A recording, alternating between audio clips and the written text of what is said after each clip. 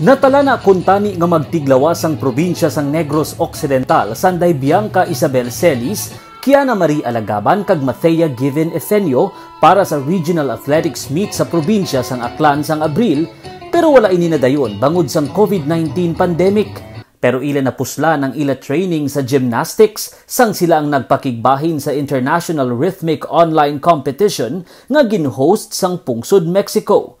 20 ka pungsod ang nagpasakop sa 107 ka mga gymnastic clubs. Nakataog sang bulawan sa rope category ang 11 anyos nga si Mathea Given Efenio sang Bacolod Taytong High School. Through this experience, I have learned that no matter what happened, I will keep on pursuing my dreams, and that is to become a good gymnast. I am privileged to join for the first time an online international competition, and the experience was all worth it. Thank you for my supported family.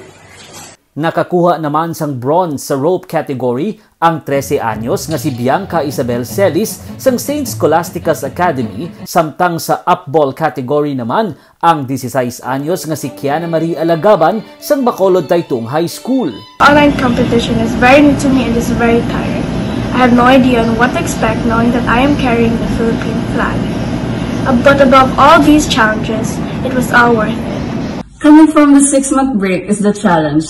The struggle to get back to training and being in shape was real.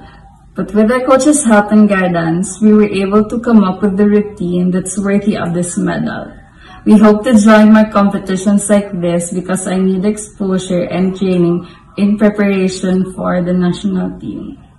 Sila nga tatlo ang nag-train sa idalom sang ila coach nga si Chris Joy Liping. Sa karon, nagapadayon ng ila training para sa isa na naman ka online competition nga iya sang Pungsod, Russia. Ginpamatud-an sang ini nga mga kabataan nga hindi upang ang pandemya para sa paghana sang ila mga abilidad kag paghatag sang bugal, hindi lamang para sa ila pamilya kag eskwelahan, kundi para man sa pungsod.